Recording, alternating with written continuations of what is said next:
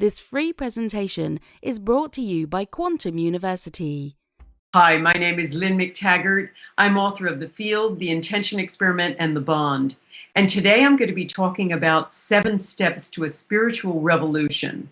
Because all of us working in the alternative health field, in a sense, are facing a war. And we're all very powerless, or feeling very powerless, and feeling there's nothing we can do. Russell Brand, the actor, was the guest editor of a publication called The New Statesman in the UK. And when he took it over, he decided to write about a revolution of consciousness. And he said some really important things. One of the things he said was the following. In the pursuit of profit, we have forgotten that while individual interests are being met, we as a whole are being annihilated. We have become prisoners of comfort in the absence of meaning. In other words, you can sum that up with 4 words. Our current story is I win, you lose. And that pretty much sums up how we feel in the alternative community, with many of those in medicine pursuing profits over the public interest. What Brand also said was the maintenance of the system depends on our belief that there's nothing we can do. We require a change that is beyond the narrow prescriptive parameters of the current debate, outside the fortress of our current system. A system predicated on aspects of our nature that are dangerous when systemic: greed, selfishness, and fear. Now, this is pretty scary stuff to most of us who are trying to make a difference in the health field and trying to do something different. I mean, we feel essentially like this. We feel like little mice, and we feel like, well, what can I do? What little thing can little I do? I mean, all of us feel a little bit like this, like Woody Allen, who plays the part of Z in the movie Ants. And here's a clip from it, and he's talking about how he feels. All my life, I lived and worked in a big city, which, now that I think of it, is kind of a problem, since I always feel uncomfortable around crowds. I mean it. I have this fear of enclosed spaces. Everything makes me feel trapped all the time. You know, I always tell myself there's got to be something better out there, but maybe I think too much. I think everything must go back to the fact that I had a very anxious childhood. You know, my mother never had time for me. You know, when you're the middle child in a family of 5 million, you don't get any attention. I mean, how's it possible? And I've always had these abandonment issues which plague me. My father was basically a drone, like I've said, and you know, the guy flew away when I was just a larva. And my job, don't get me started on, because it really annoys me. I was not cut out to be a worker. I'll tell you right now. I feel physically inadequate. My whole life I've never been able to lift more than 10 times my own body weight. And when you get down to it, handling dirt is, you know, is not my idea of a rewarding career. It's this whole gung-ho superorganism thing that I can't get. I try, but I don't get it. I mean, you know, what is it? I'm supposed to do everything for the colony, and what about my needs? What about me? I mean, I gotta believe there's some place out there that's better than this. Otherwise, I would just curl up in a larval position and weep. The whole system makes me feel insignificant. Excellent. You've made a real breakthrough. I have? Yes, Z. You are insignificant. I am? You are insignificant, Z. And that's how all of us feel right now. So how do we become a mouse that roars? And that's the big question. How do we become a mouse that roars? But the point is that there are 7 steps you can take that are already available to you to become a spiritual activist. Now, the first of them is to understand that there's a revolution in the story out there, that this whole I win, you lose story is very outdated. And so your first activity is essentially to spread this new story, to talk about this revolution, because This revolution in science changes everything. It changes not only who we are, but also how we're supposed to live. Because science writes the story that we live by. The way we are described and defined is the way we choose as well to live. And the new scientific story that's coming along is really extraordinary because it's upending everything we think about who we are and how we are supposed to live and what we've been told. First of all, we've been told that we are discrete objects operating according to fixed laws in time and space. We are objects of Newton, and we're very well-behaved objects that can't influence each other unless we do something physical to each other. But new scientists like Hal Puthoff, the physicists, and many others have realized that that whole view is very outdated, and that the new view coming forward is that we're part of a giant energy field. And in fact, the 0-point field is something that isn't new. It's been discovered since the discovery of quantum physics. Scientists, when they discovered, the science of the very small, realized that when two subatomic particles are there, they're not discrete entities, but vibrating packets of energy, sending energy back and forth like an endless game of tennis. And this energy exchange between all of the particles in all the things of all the world creates this giant amount of energy that's unfathomable. It's more energy dense than the center of a neutron bomb.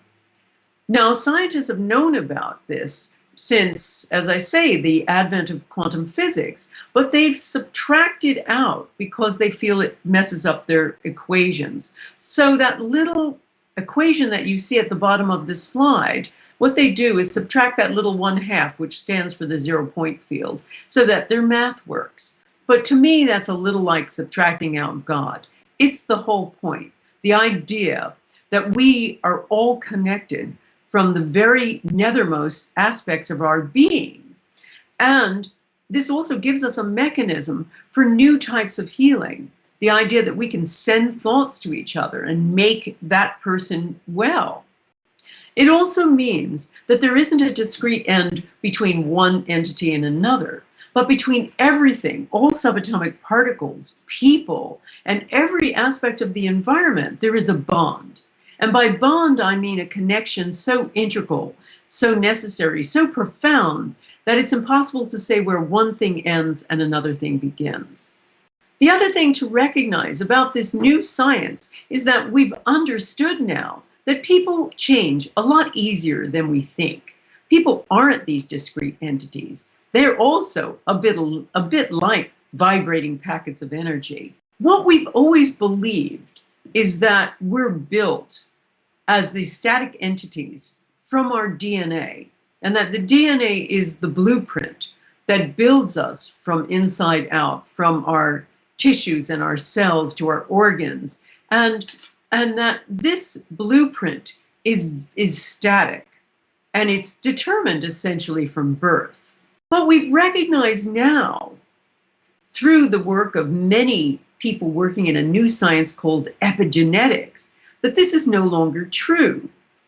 We realize that genes are a little bit like the keys of a piano. They're sitting there waiting silently to be played, and that the player of this piano is not something inside your body, but something outside. The food we eat, the water we drink, the friends we have, the sum total of how we live our lives.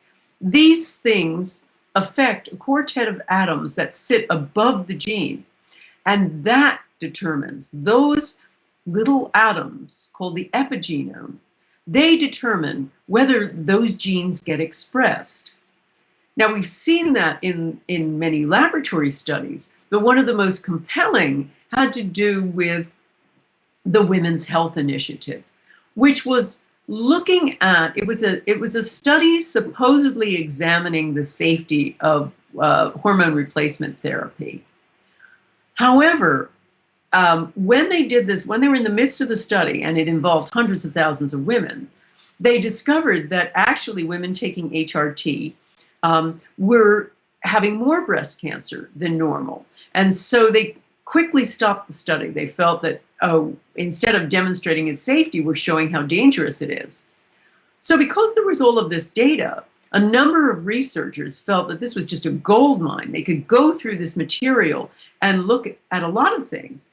And so one set of researchers decided to look at whether or not family history made any dent on a woman's propensity to get breast cancer.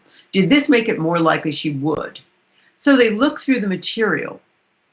That's not what they found through this evidence. What they discovered is that a family history of breast cancer made no difference to whether or not a woman was more likely to get breast cancer. The only thing that made a difference, was whether or not the woman had taken HRT. In other words, an environmental factor, something outside of her body, determined whether or not she was going to get cancer. So that's pretty amazing, because it basically says, as far as you're concerned, as far as spiritual activism, that people are malleable. People can be changed by environmental factors. People can be influenced in profound ways. We've even found that environmental factors can change genes. Now, a really interesting study carried out by a guy called John Cairns was a study of bacteria. And he decided to put these bacteria in a tight spot. They were bacteria that couldn't digest lactose. So he put them in a lactose-rich medium. And what should have happened was that the bacteria died off. That's not what happened at all. What happened was that the bacteria began feverishly mutating just the gene responsible for being unable to process lactose, until it came upon a genetic mutation that could process lactose, at which point the bacteria snipped out the old one and put in the new. Now, this completely rocked the biological world when it was published, because what this demonstrated with this little bacteria study was that environmental influences actually change genes. So the environment is really important, but more importantly, people are more mutable than you think. People can change in very fundamental ways. The other thing that's really interesting about how mutable people is has to do with the little conversation that all of us are having with each other in light. Now, the late German physicist Fritz Albert Popp discovered something amazing when looking for a cure for cancer. He discovered that all living things, including human beings, send out a tiny current of light. And this light is operating synchronicitously. What he discovered is that when we send out light, it's like a little current of light emissions that's a conversation. And light is being sent back from other things, other living things, synchronicitously. And they've done these studies on humans and also little organisms like fruit flies, and they found the same thing occurs, that people are having a constant conversation of light. And your messages essentially are being heard and also replied to. You're communicating with people on a very subtle level at all times. And because of this, you are essentially a master influencer. And that's our second rule of spiritual activism. You can become a mouse that roars because you are a master influencer. We know, for instance, that you are sending and receiving at every moment. I like to say that people are leaky buckets. You know, your thoughts are being transmitted all the time through this little current of light. So you are having a conversation. Whether you are speaking to somebody or sitting silent, you are still having a conversation of light. Another reason why you're such a master influencer is that you and others can feel each other. on a very deep and profound level. Thanks to the work of Italian neuroscientists like Giacomo Rizzolatti, we know that when you see someone else perform an action or express or have an emotion, the very same neurons in you fire as if you were having that emotion. You were performing that action. So nature has designed you to understand other people by temporarily merging with you, with them. And so what this really means is something kind of complicated, which is that when you are having thoughts or they're having thoughts, their thoughts are complex mixes of their own and everyone around them. So you essentially can literally, with your emotion, get inside somebody else's head. When we say to someone, I feel your pain, bro, it's true. We actually do feel their pain. We feel the emotional content of their pain. They feel the emotional content of our pain. So we are constantly emotionally merging in order to understand the other. And this is a very powerful position when you are trying to influence other people, when you're trying to be a spiritual activist. The other thing about us is that we're all relentless copycats. If you were, I'm being recorded now, but if you were here too, right in front of me, you would see that you are blinking and moving your body in time to my voice. And we know that people are copycats because they pick up each other's emotion hugely. Emotion is essentially contagious. There was a really interesting study done by a woman called Siegel Bersad, who placed an actor in an office and organized the team members of the office into little groups and had them have discussions about salaries for different members of the company. And the actor in the group was told, and they didn't know he was an actor, was told to either be very happy that day or very grumpy. And they discovered that when the actor was very happy, the people in the group were also very happy and they made very good decisions. When the actor was grumpy or withdrawn, the people in another group would be grumpy too, and they would make very bad decisions, and they would also be very much more stingy about rewarding salaries. So our emotions are highly contagious with each other, but they're not just contagious with each other, they're also contagious down a social network. So you are essentially a walking mood conductor with a huge ripple effect. Scientists from Harvard have found that when people are happy, if someone's happy, they're more likely to have happy friends, not because they self-select happy people to be with, but because of the natural spread of happiness down a social network.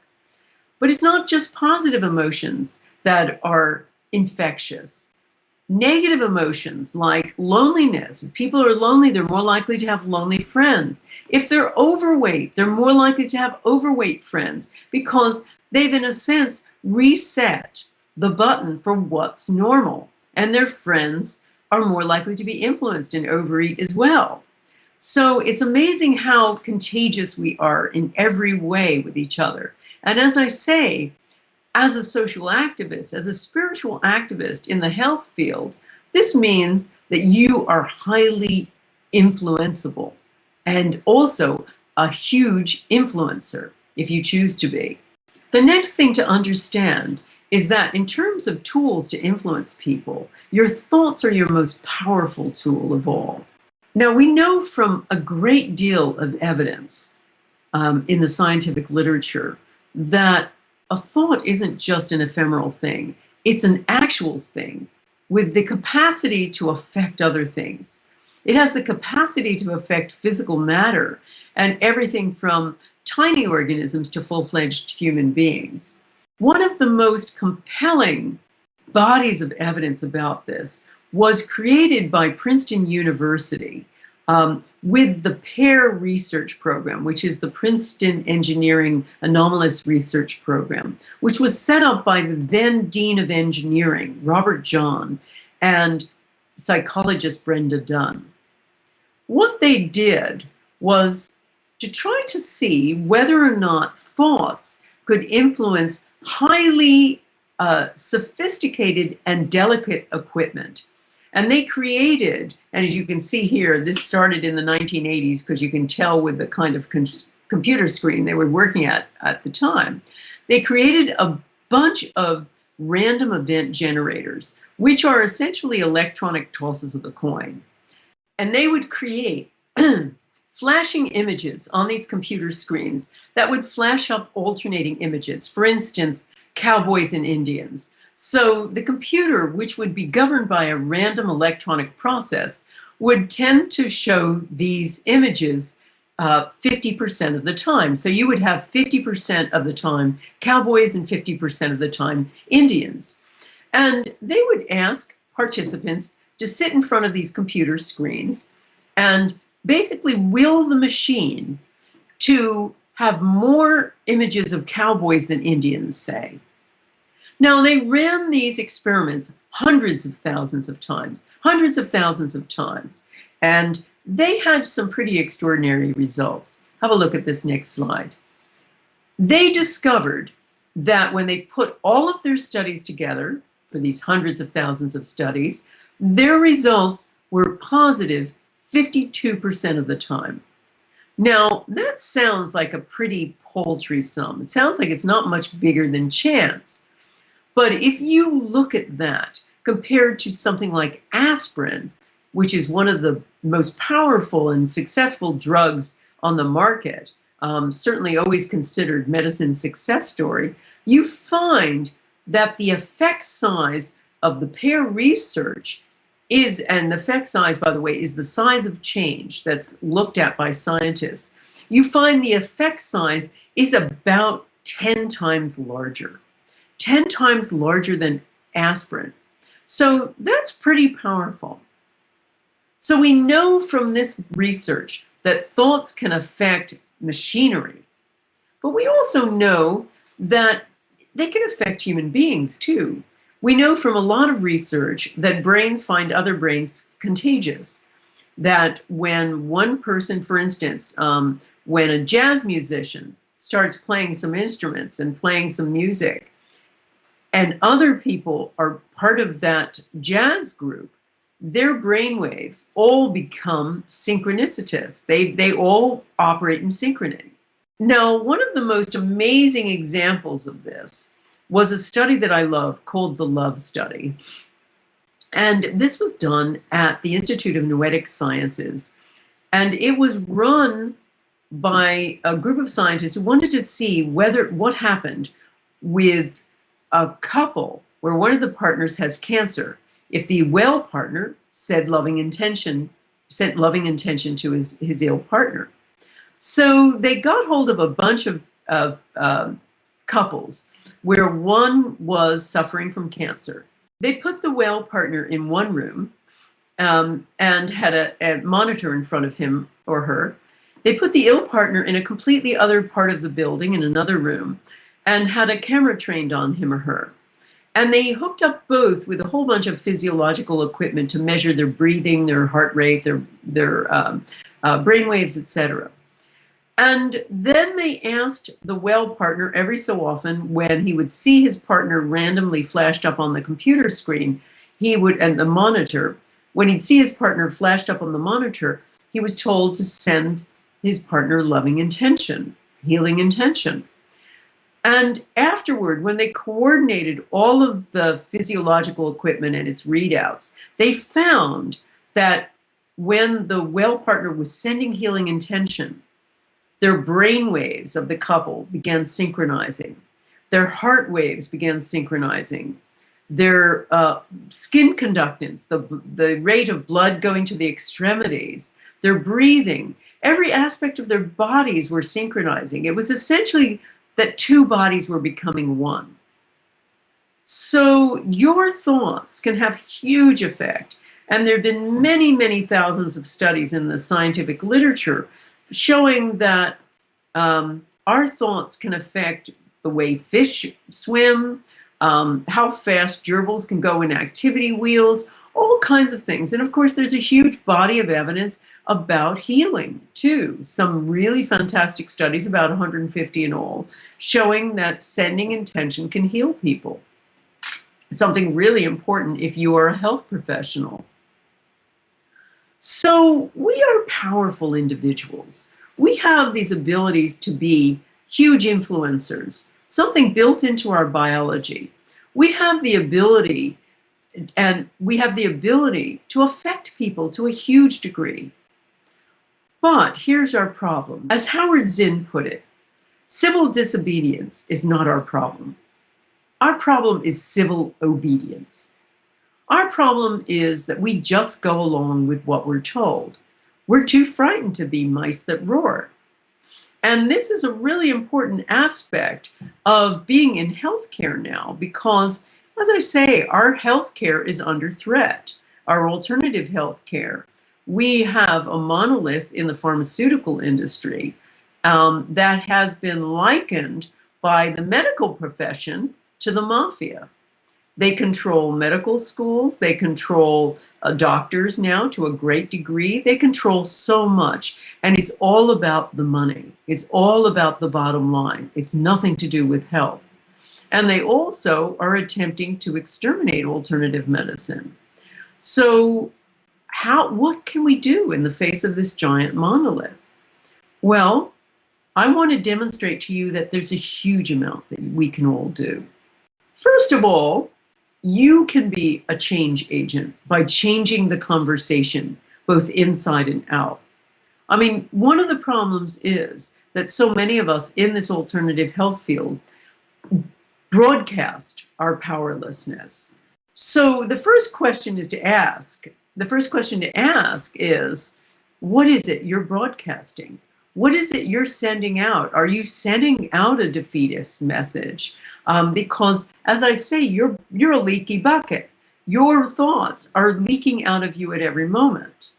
I always have to laugh when people talk about, the power of intention and when to do it. They usually believe that you can send your intention in the morning, for instance, when you've done your meditation. You send it out there, and that's the only thing the universe hears. You send out your power thought. But you're broadcasting all the time. Every single thought you have, all the flotsam and jetsam that goes through your head, any defeatist attitude you have, any fear you hold, all of that is getting broadcast 24/7 too. And so the first thing is to recognize what it is you're broadcasting and start becoming much more mindful of it. And you can also take a leaf out of the work of a guy called Orland Bishop. I mean, Bishop is a remarkable guy because he is engaged in what is probably one of the greatest fool's errands on the planet. He is trying to get rival gang members in Watts, California, to connect with each other in wholeness. And what he's discovered is something amazing. He sits these young people down, and these are people who are really, really scarred, really coming from rough backgrounds. And they're all part of some of the toughest and most deadly gangs in America. And what he does is he teaches them to be vulnerable. He teaches them the power of deep sharing, which I think is just incredible. It's remarkable because he's discovered that when people are vulnerable with each other, it helps the heart leap over the fence. And there have been so many indications of that. There was a wonderful case of that with a group in Planned Parenthood in Cambridge, Massachusetts, when one of the places there, one of the abortion clinics was shot at, and all of the employees, many of the employees got killed. Now, both the right to life people and the right to free choice people were really upset by this, and they decided they better meet together. And so they met for several years in secret. And during that time, instead of demonizing the other, they learned the power of deep sharing. They learned to be vulnerable with each other, to explain why they believed what they believed, and to be open about it. And they also learned to, stop objectifying the other.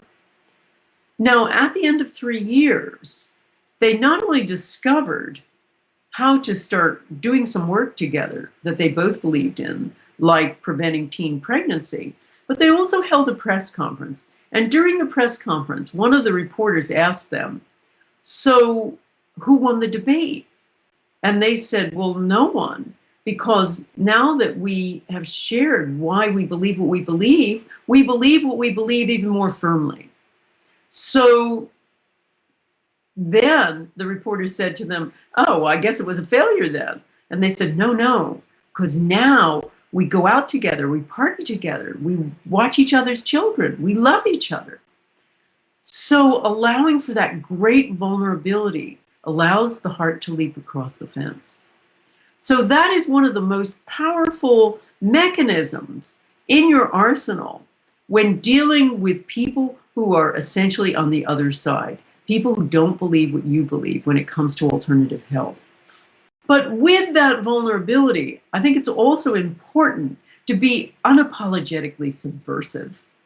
And I know something about this because we've had to be unapologetically subversive with a magazine that I run called What Doctors Don't Tell You. Now, we've been running for 27 years and as a newsletter, but in 2012, we decided to be a newsstand magazine. And we're now in 11 countries around the world, but we began in the UK where I live. And we write about non-drug treatments for many illnesses, but we also are unapologetically critical of certain aspects of conventional medicine when they're not demonstrated to work. And we study the medical literature, and we have people on board with us, with our magazine, who actually write medical literature and study to make sure that all of our stories have presented the material correctly. So we look into things very carefully. We study and scrutinize the medical literature. But as I say, we are very critical when we feel it deserves it.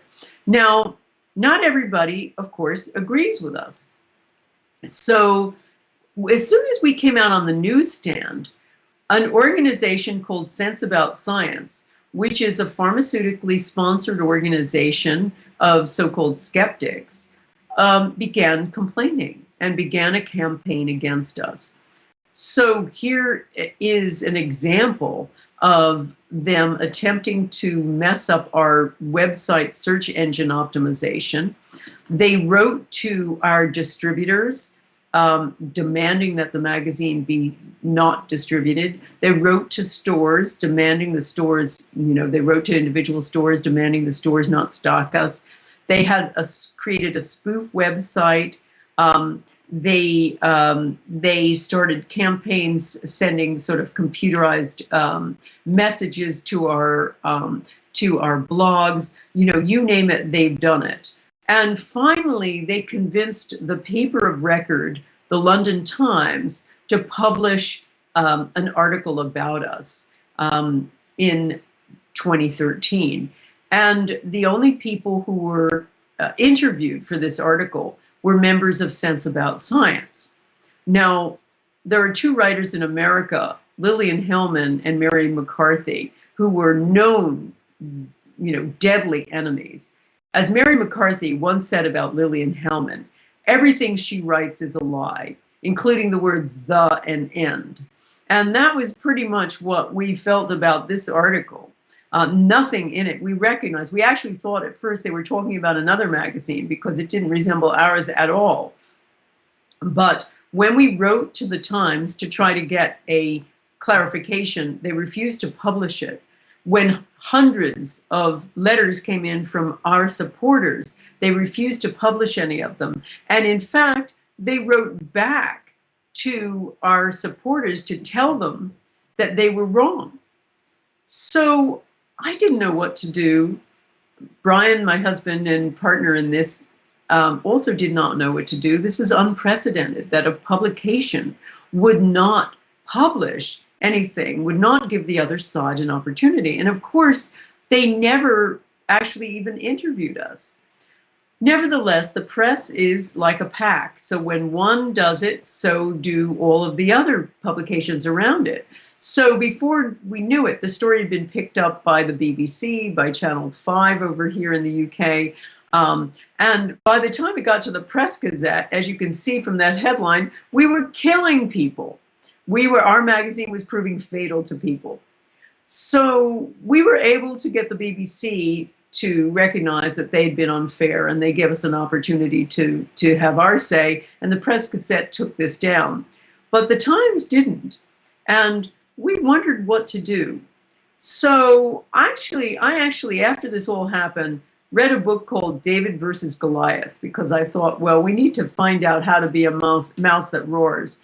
And what I found is something really interesting in that book, which suggested that instead of trying to fight back with this, that maybe I could respond to this resistance like an aikido master and just take this energy and send it back. So I started looking for some inspiration.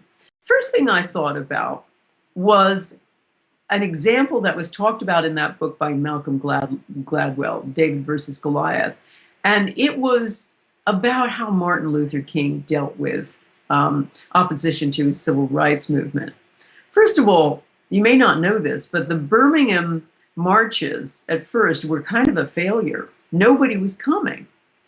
And so King got the brilliant idea. He was actually very, very acutely aware of the power of PR. And he got the idea that he would have a march with children, teenagers and younger. Now, when he started this, the streets, the only people on the streets were a whole bunch of very big redneck policemen with their attack dogs. So when the children started marching, there were a lot of attack dogs and a lot of policemen around just waiting for things to get out of hand, even though there weren't, that many people coming to these. So King was smart enough to have a photographer on hand to just wait for the right moment. And before long, that moment came. There was a very nice-looking African-American teenager, well-dressed too, walking along very passively, when out of nowhere, this dog, as you see in the photo, started lunging toward him. He was the attack dog from one of these two burly policemen. As you can see, the teenager looks completely passive, like he's about to get attacked and he's just submitting to it. He's just surrendering to it. He doesn't know what else to do. Snap. King got one of his photographers to take this picture, and by the next day, it was on every front page in America. And this picture essentially launched the civil rights movement. Now, what it didn't show was the picture after this, which was this boy who grew up on a farm, knew what to do with dogs like this, and he kicked it right in the jaw. But King understood the power of PR and the power of doing things like this essentially subversively. So I started thinking about that. I also thought about the movies because, as you've seen with the movie Ants, when I want some inspiration, I like to go to the movies. I'm probably a pretty superficial person. I like that a lot. And I started thinking about The Untouchables. And it is the movie about how a small team of policemen run by Elliot Ness took down the mighty Al Capone, the great mafia character, and in this movie played by Robert De Niro. So I always remember what Sean Connery, who was supposedly a cop on the beat, was trying to educate Kevin Costner, the Elliot Ness, who was very, straight and narrow, about how to deal with things. So have a look at this little clip from the movie, because he's talking to him about how to get Capone. You said you wanted to know how to get Capone. Do you really want to get him? You see what I'm saying? What are you prepared to do?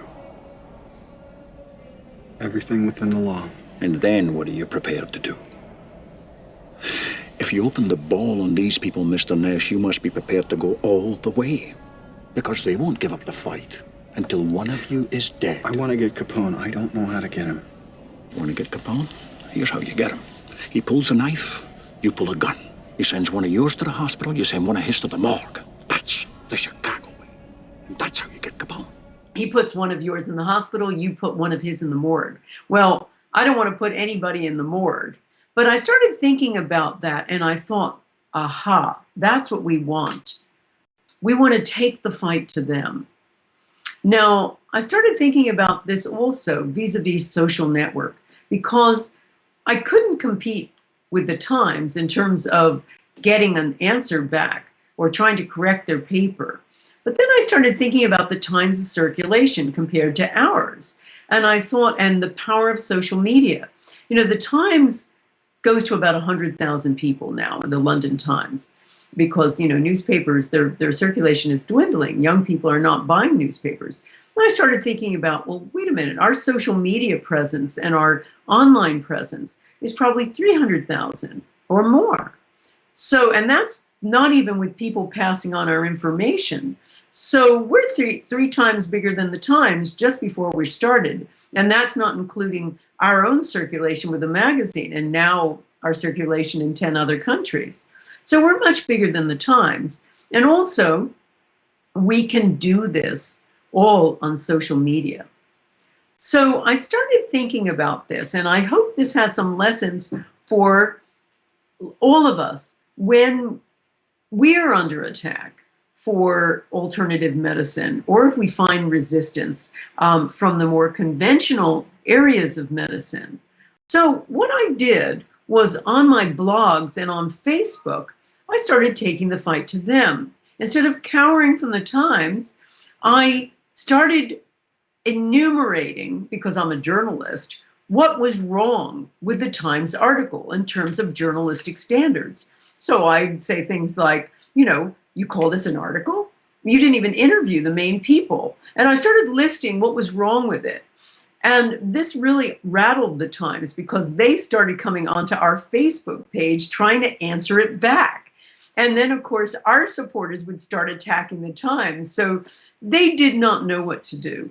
And we started realizing that this could become a bigger platform. This was just an opportunity to make a platform out of this. So I started listing dirty tricks used by skeptics like Sense About Science and many other organizations that exist throughout America and the UK and everywhere, and the kinds of underhanded things that they do. And so it became a bigger issue. So the Times did the mature thing, and they wrote another story about us. This time they did interview us because I think they were stung by all of the bad publicity that was going on because the stuff was getting passed around and went wildly viral. But they very helpfully published a picture of our next issue in their magazine, in their newspaper. And so that issue promptly sold out. So that was pretty great. But then again, it allowed us to make more of a platform of it. And instead of cowering, we started talking about what was going on. We made a virtue, next slide please, of the fact that people were trying to ban us. And that became our advertisements that we were running.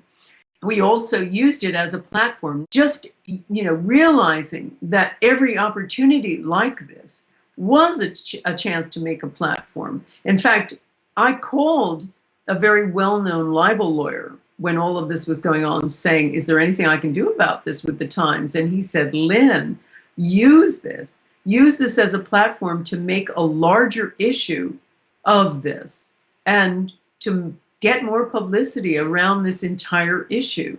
So again, we enlarged this. And so we started talking about medical McCarthyism in a very unabashed way and started really broadcasting what was going on and how these large newspapers were no longer willing to publish anything about alternative medicine, but were publishing just what, you know, because they're so corporately controlled, they're publishing just what is fed to them by the pharmaceutical industry. And so this again went far and wide. Our stuff went wildly viral. And it was really interesting because then we realized what we were doing was galvanizing our community. We were making such a big platform of this that people were joining in from all over the place. We were hearing from people from all over the world.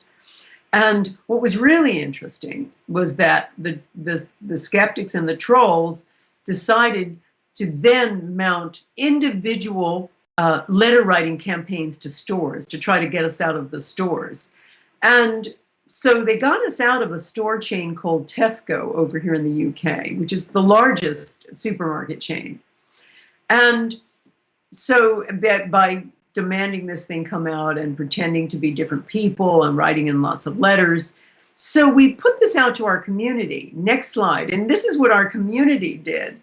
Our community started sending memes out like this: what Tesco won't sell you, because of course a play on our name, what doctors won't tell you, and a play on Tesco's slogan, which is, you know, every little helps. And so they put in censorship, every little helps. And they began boycotting the store. And Tesco's got so many thousands of letters, so many people threatening to boycott, that they reversed their decision and they began stocking us in the stores. And so this carried on. So at this time of being attacked, instead of it hurting us, we actually were voted by in an international competition for website of the year for health and well-being. We got more votes in from readers than things like the National Health Service or Bupa, the big insurer over here in the UK. And we won it 2 years running, and we recently won Ethical Business of the Year too.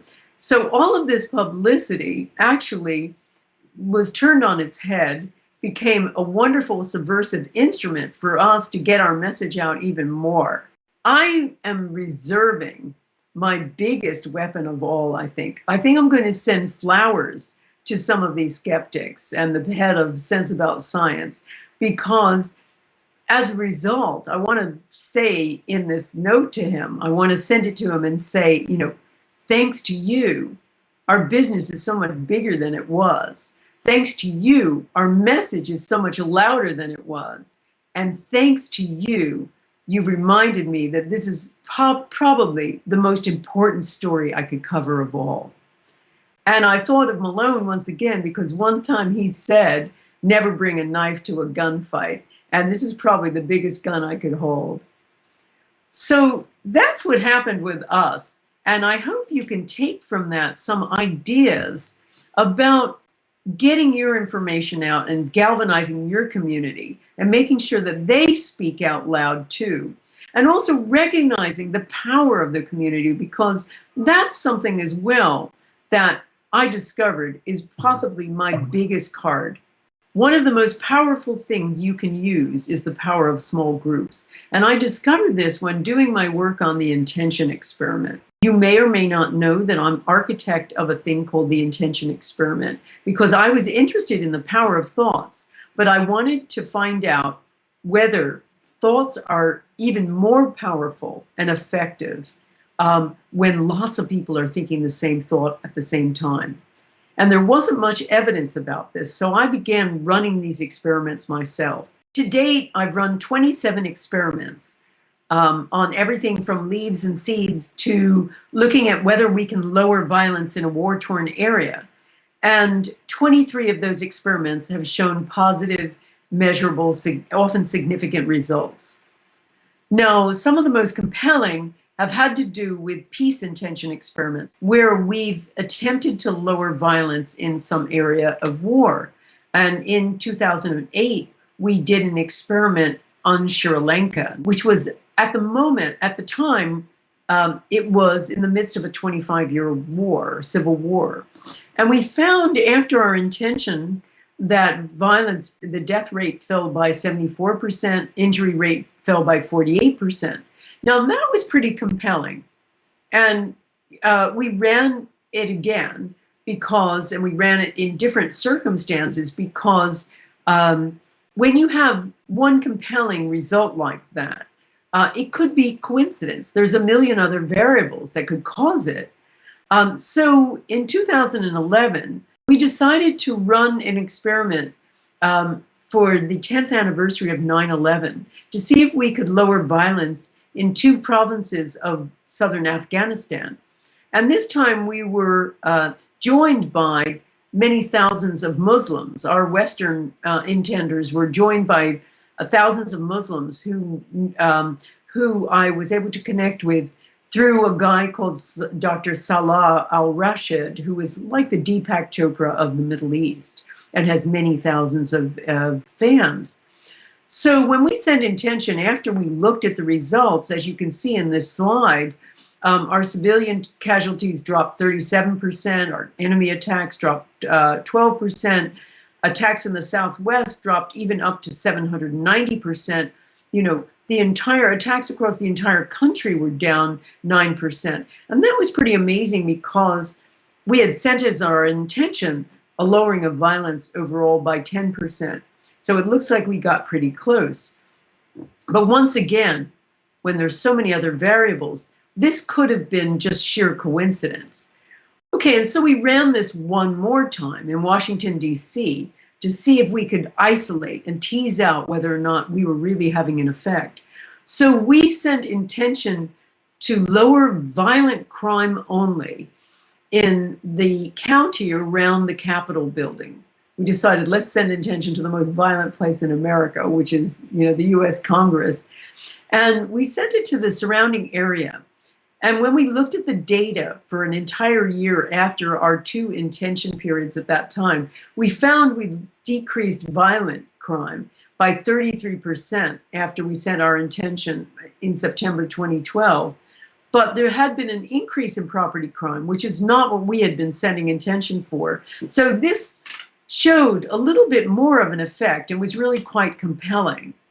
But what was even more compelling to me was the power of the group, because what came through, and I've surveyed my participants with all of my intention experiments, was that the people themselves who had participated in the intention, the people who had come together as a small group, had amazing changes in their lives. They were having major changes in their relationships, a renewed life's purpose. They were feeling closer to everyone with whom they came in contact with. Their lives were becoming more peaceful. And they said that they were more interested in working for peace. Something about that experience had changed them in a fundamental way. I also found, when I started experimenting with small groups, what I like to call the power of 8. When I'd have small groups of 8 or 12 come together and send healing intention to somebody in that group, not only the person would have an effect, but everyone participating in it. There was some sort of amazing mirror effect going on too. So what I infer from this is that every bit of evidence I've looked at about small groups demonstrate that we feel more comfortable when we slightly lose our individuality and we feel and come together as a group. We experience a feeling of oneness, a space of possibilities. One of the things that's really interesting about this is, and a takeaway message, is when you are doing affirmations, those kinds of that self-talk that we all know how to do. I'm having a beautiful day. I always look lovely. Those kinds of self-talk things that we've been told by people like Louise Hay to use. They found in a study of athletes that when a team uses a we affirmation, in other words, we will do better, we will be victorious today or whatever, everybody, all the individual players play better than when they use individual I affirmations. So using we, thinking we, raises everybody's game. So the power of small groups, I mean, we even know that they're powerful healers, that people, when they're part of a group or a community, are healthier in every way. So the thing about this, though, is how do we use a group to become a mouse that roars? How powerful is such a little group? And again, to just look at this, we can take a little tip from the movies. I want to show you this other clip from ants. Because as you remember, Z is an ant who doesn't fit in, and he feels really powerless and insignificant. During that movie, one of the chief ants, one of the general ants, decides to cull the colony by getting rid of the undesirables by using a big flood. So Z manages to galvanize his friends to work together as a community.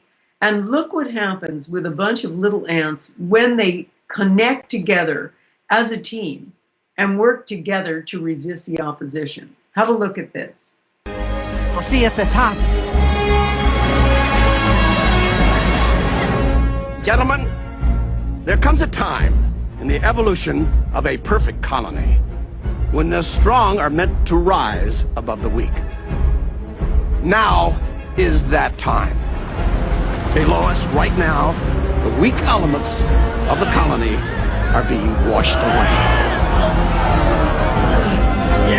Oh my God, we're not gonna make it. We need more ants. You two better get up there. Weaver, you can't hold it alone. Get going. Hang in there, buddy.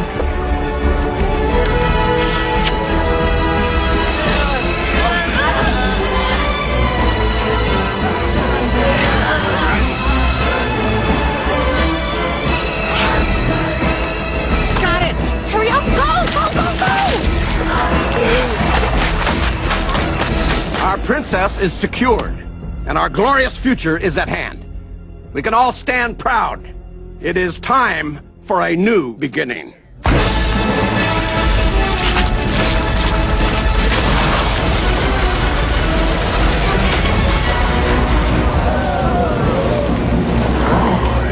What the hell is that? I think that's the weak element, sir. Give me a hand. See, you? Let go! Don't you understand? It's for the good of the colony. What are you saying? We are the colony. Cutter! What are you doing? Something I should have done a long time ago. This is for the good of the colony, sir. You useless, ungrateful maggot! I am the colony! Oh, look out! Oh!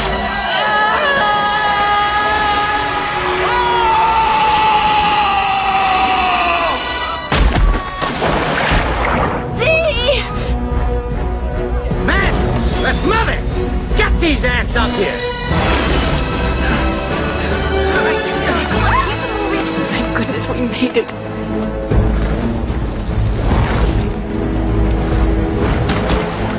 Wait here.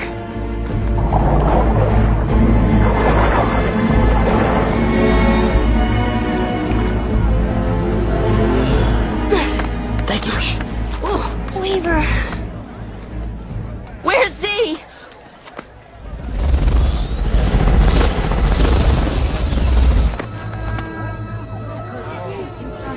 Oh no. Back up, everybody! Back up! Give them some air! Back up! Z. Oh, Z. Please wake up.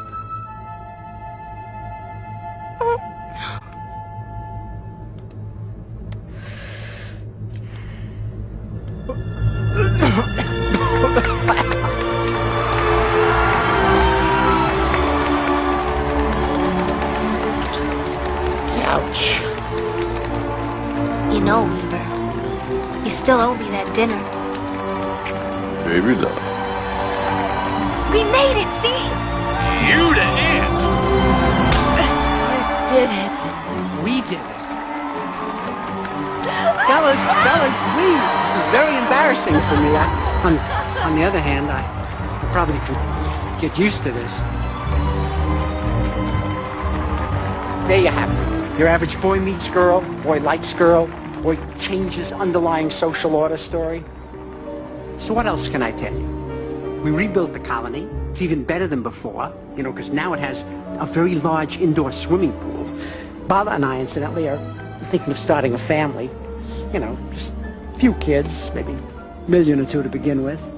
And I'm working with a new therapist, you know, terrific, absolutely terrific. He's been putting me in touch with my inner maggot, which is helping me a great deal. And, you know, I finally feel like I found my place. And you know what? It's right back where I started. But the difference is, This time, I chose it. We can resume. So your average boy meets girl, boy likes girl, boy changes underlying social order story. I think what's so amazing about that film is simply that it says that just one little ant, such an insignificant creature, can change something by just banding together. And I think that's what we have to understand, that we are hugely powerful, even with small groups. But there's one more tool you have, which is living outside the box. Because what we have to do is also recognize that all of us have to do things a little bit different if we're going to be really effective. And the person that I suggest that we all take a leaf out of is the work of a guy called Nipun Mehta. Mehta was your prototypical Silicon Valley Turk. He was on a 6-figure salary right after he got out of Berkeley. And his future was assured. He was going to be in programming. He was working in Silicon Valley. Everything was perfect for him, except he couldn't stand the society around him. It seemed that he was in possibly the most selfish part of America, the place with the highest level of income and the lowest level of charitable giving. He also was surrounded by people who were only talking about, who had the biggest stock options, who had just bought the biggest Mercedes. And so he decided to experiment in generosity. So the first thing he did was to persuade his mother to open up her house to 50 strangers every week. She would cook for them. They'd have a chance to all meditate together, and then they would have a chance to talk about something, some hot topic of the week. And then mom would bring out food for the whole lot. And it would be 50 new people every week, rich, poor, homeless, ex-cons, millionaires. Everybody sat side by side. Everybody had a chance at the mic. Everybody was democratic. And the only argument they ever had was who had to choose who was going to do the dishes.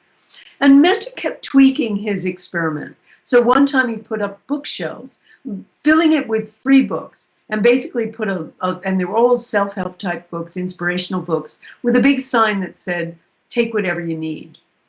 Now, what he ended up with was more books than when he started. More people putting books out there, because when generosity is the currency, the game starts changing. So Mehta is a big inspiration, and he demonstrates how infectious giving can be. And we know this from the work of those scientists at Harvard, next slide please, who were studying happiness. Earlier on, I demonstrated when I was talking about happiness being infectious, the scientists tended to model this on what looks like a flight map, showing little nodes of people, all individual dots. And they found when people are happy, they're more likely to have happy friends, and that becomes contagious. But what they also found was when people are generous, when people do something different, like to be generous, open, altruistic, this is also incredibly infectious. If I'm nice to Peter, he is more likely to be nice to Sam, who's more likely to be nice to Fred, who's more likely to be nice to Paul. And so it goes. One act of generosity and kindness can create a stampede of goodwill. In fact, they've discovered now, and I think this is one of the most interesting bits of evidence, is that when they looked at the immune systems of people who had lived a life of pleasure, a life where all of their desires had been fulfilled, and they compared it to somebody who'd lived a life of purpose and meaning, they found that the people who'd lived a life of pleasure had really high inflammatory markers, whereas the people who lived a life of purpose and meaning, particularly a life of altruism, of giving, of living outside the box, they found their inflammatory markers were way down. They were more likely to live longer. They were healthier in every regard. So before I leave you, I just want to let you know about some of my books. My latest book, The Bond, which is it has some of the material that I talked about today. It is about how we were meant to live in a life of connectedness. In fact, it's the third of what I consider a trilogy, which started with my book, The Field, which was my quest to understand why things like spiritual healing work, which ended up really in a synthesis of the new science. And my book, The Intention Experiment, which is really satisfying my own desire to look at and study a full science of intention, when it works best, what you can do with it. And also it's an experiment, not just a book, an ongoing experiment. And at the moment, I'm writing a new book, which is the results of all of these experiments and the profound changes, not only on the targets, but the participants themselves. And finally, again, The Bond, which answered the question, how do we live according to the new science? I also want to let you know that there is a 3-part course of mine available from Quantum University that covers many of the main points about the field, about the intention experiment, the power of our thoughts and the power of consciousness, and finally about the bond, how we can live this. So please do check that out. And you can follow me on Facebook.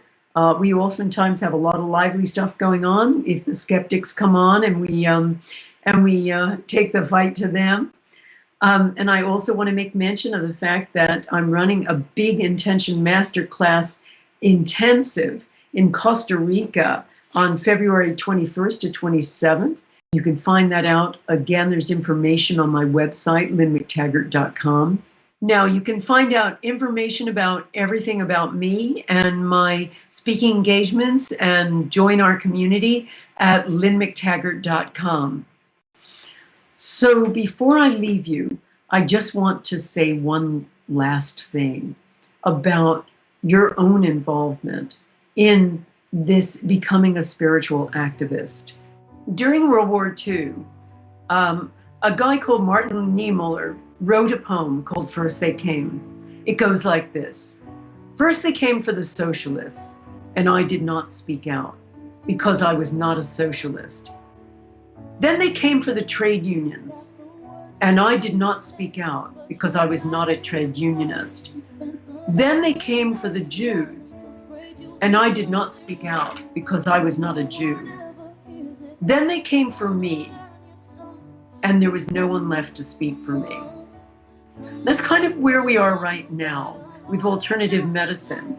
We have Codex, the threat of Codex. We have the threat of the European Union harmonizing vitamins and minerals and making high-dose products unavailable for all Europeans. And Codex looking very carefully at this and wanting to do the same. We have a more and more powerful pharmaceutical industry that is holding doctors to ransom. Many doctors who would like to be free of this. And we have a corporate controlled state and media that once again is allowing less and less of information about safer alternatives to come through. So this means it is really important for us, more important than ever, for all of us in this community to speak out, to be mice that roar, to speak out about all of the areas that we feel so passionately about. And the point is, too, that this isn't just in alternative medicine.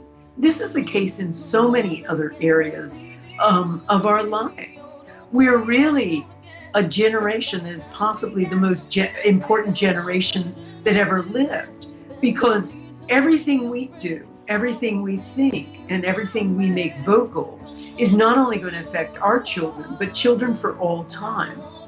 And what we have to ask ourselves is, are we willing to just sit silently by while we see alternative medicine become hijacked by the powers that be, by the corporately controlled medicine that is now out there?